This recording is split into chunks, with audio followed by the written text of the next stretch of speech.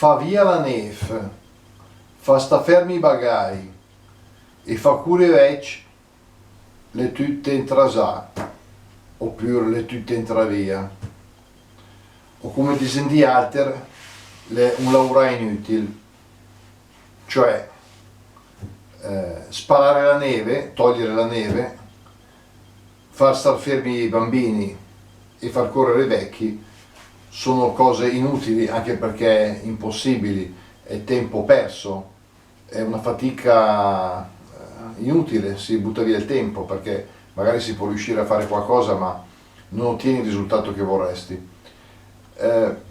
Dopo aver parlato un po' della nebbia, in settimana passata vorrei parlare della neve, perché è venuta già desde fa al 2 dicembre, ne è vista la neve che è venuta, e con un po' di, diciamo, di margine, 10 giorni dopo, in quello del Dudes, vengo a parlare della neve. Della neve comunque il proverbi chi, perché della neve anche tanti proverbi che parlano della neve. Se prendiamo i libri, i racconti dei vecchi, prendiamo il vocabolario del cherubino, anche altri, ovviamente sulla neve c'è tanto da dire. Il tempo invernale, una volta poi di neve ne veniva tanta, sappiamo, era attesa, era anche desiderata ovviamente nelle campagne, perché come si sa sotto la neve i chicchi del frumento seminati riposavano per poi germogliare. Poetica la neve, però la dà anche un po' fastidi, perché bisogna farla via la neve di nostre strade, però evidentemente questo proverbio risale a dei tempi in cui la neve non dava fastidio nelle strade, o quantomeno non occorreva tirarla via, perché la si sarebbe sciolta da sola, la si sarebbe dislenguata di per lei, l'andava in acqua, prima o poi l'andava via, e d'altra parte era logica aspettasse.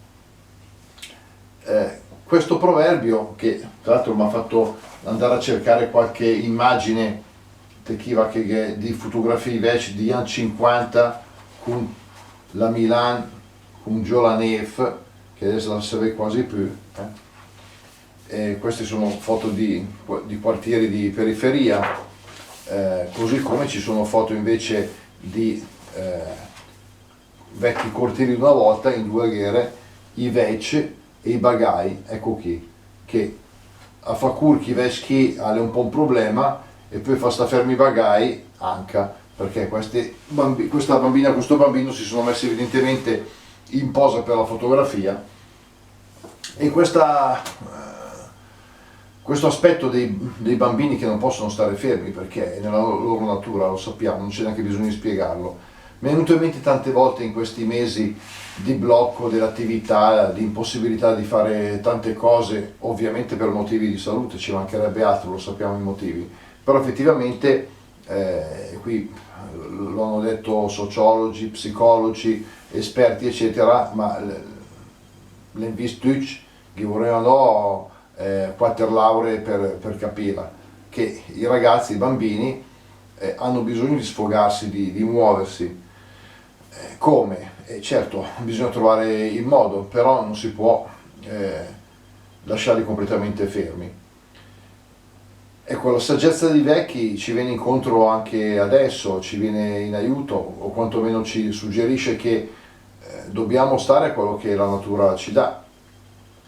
Questo proverbio, tra l'altro, per come lo sentivo dire dai miei gente, dai miei nonni, o comunque dalla gente che conoscevi, che si sentiva di, e veniva a girare di volta in volta come serviva, cioè se si doveva riprendere, far star fermi qualche ragazzo perché era troppo agitato, un po' il vino diceva te fa sta fermi i bagai, fa curi vece, fa via la neve, e tutto in trasà.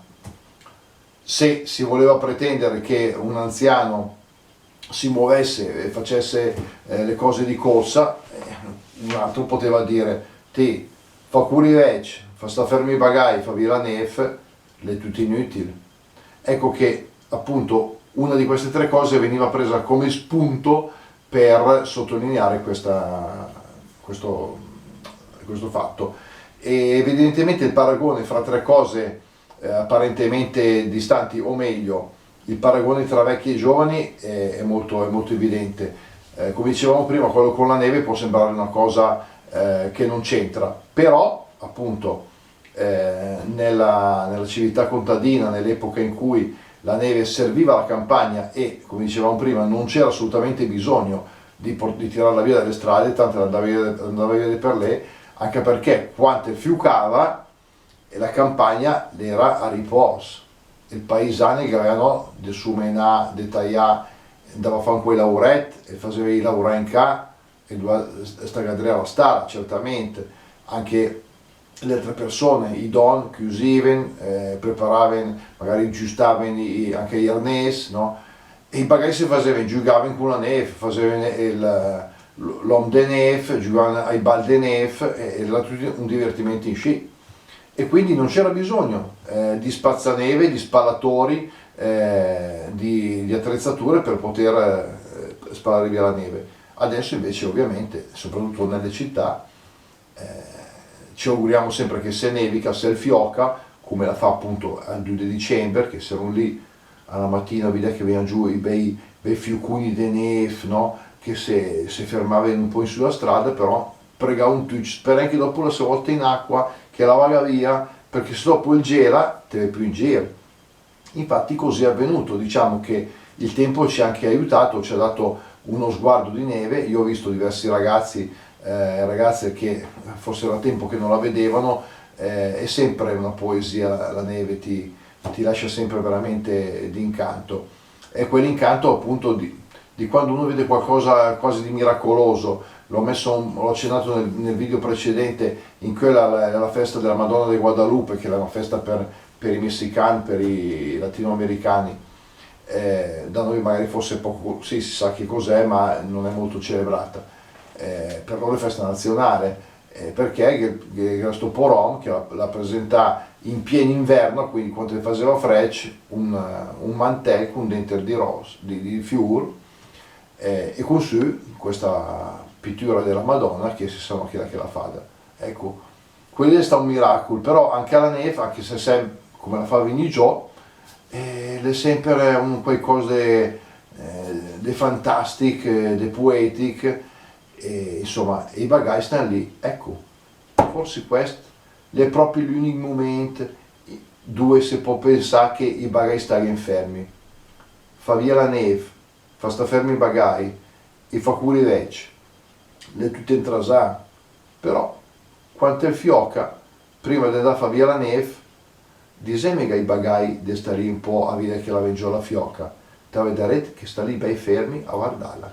Tu contento. Alla prossima, ciao!